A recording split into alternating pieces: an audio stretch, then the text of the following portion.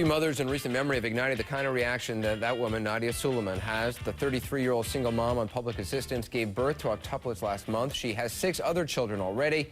We now know a lot more about her and her kid's situation than ever before. In a new interview, Suleman said all the embryos were transferred at a fertility clinic. The case is now being investigated, and Suleman's own mother now says her daughter's behavior is unconscionable.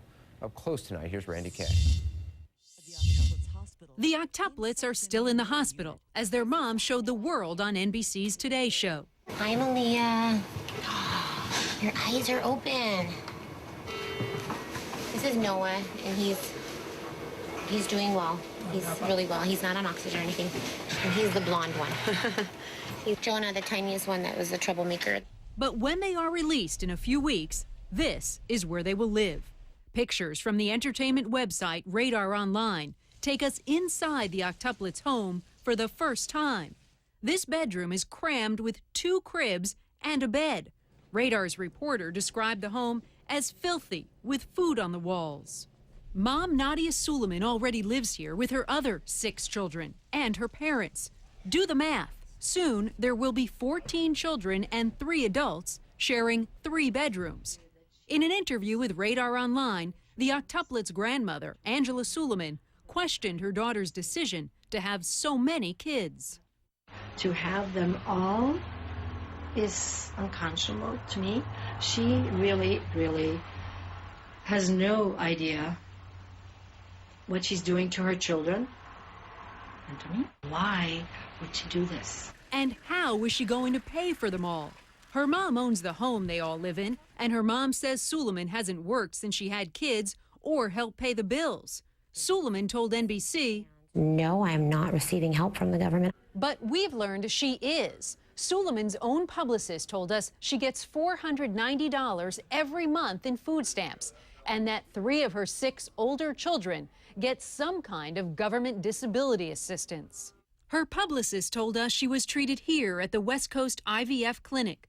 Without naming names, the medical board confirmed it's investigating the case.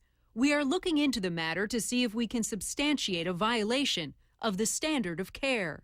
Many have wondered why a doctor would implant so many embryos into a single unemployed mother of 6.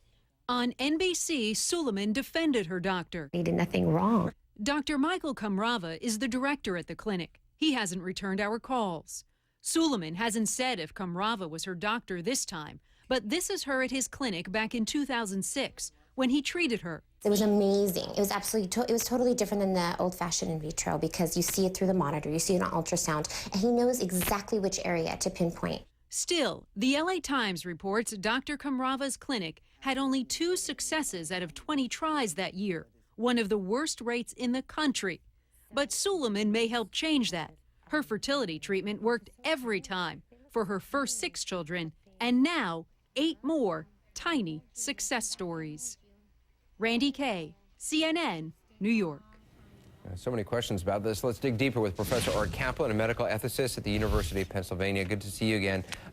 So Nadia Suleman said 6 embryos were transferred for this last pregnancy. Let's listen to what she said about that in the interview with the Today Show. Some people will be like, whoa, that's too many. And a lot of people are not aware of the statistics involved in IVF. There is a very low probability of success in most procedures. And on any given procedure, about 50% chance one will grow, maybe less. Is she accurate? I mean, is it really, she's basically defending why she would have 6 embryos transferred into her at once. She's trying, and it is true that the chance of success for any given embryo is probably 50% or less, but I don't believe she only had 6 or 7 put into her. It's not credible to me that all of them took.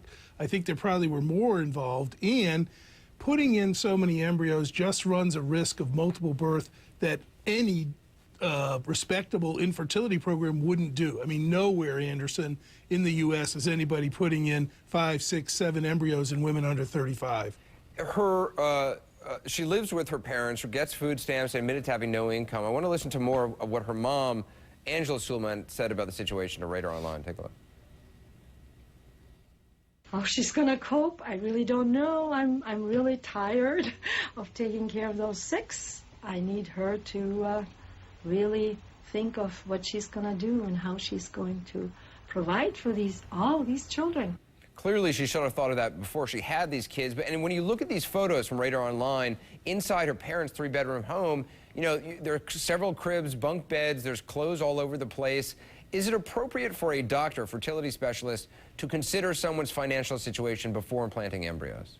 You know, Anderson, people say it's not up to the doctor. They shouldn't be making these calls about how many kids someone can have. I completely disagree. I think it's absolutely appropriate to step in and say, look, do you have the money to support children? Do you have a home where children can go? Are you yourself emotionally, psychologically able to face this kind of challenge? Do you have any help? She doesn't have any of that. You look at that house, you look at the number of kids that are going to be in there, you think Child Protective Services is going to be visiting them. I'm not even sure she's going to wind up being able to keep those kids. What about mental health? Do fertility doctors, I mean, is there a psychological assessment? I mean, you look at that interview of her, I mean, I have tons of questions about whether I'd want that person, you know, raising any child. You know, again, this isn't a question of discriminating against somebody because of their being a single mom or because they're Lutheran or Lithuanian. What we're talking about here is a doctor should be making a call to look out for the best interests of kids. If this woman has 6 kids at home, if she's got 3 disabled kids, which we now know she does, she's on food stamps, doesn't have any help, doesn't even own her own home, it is absolutely appropriate both to ask about the social circumstances and the psychological circumstances. I mean, when I look at her, I wind up thinking to myself, this woman's got a lot of psychological problems. I can't believe that she would make it in as a patient to get 1 more baby, much less take the risk and wind up having 8 more babies. What's the #1 thing you'd like to ask that doctor who did it? To me, did you ask anything about the psychological, social, emotional circumstances, or did you just look at the cash that she somehow scraped together to pay you and say, I'll do what you want? Art Kaplan, it's always good to have you on. Appreciate your perspective. My pleasure. Thanks. We have more breaking news, this time deadly weather.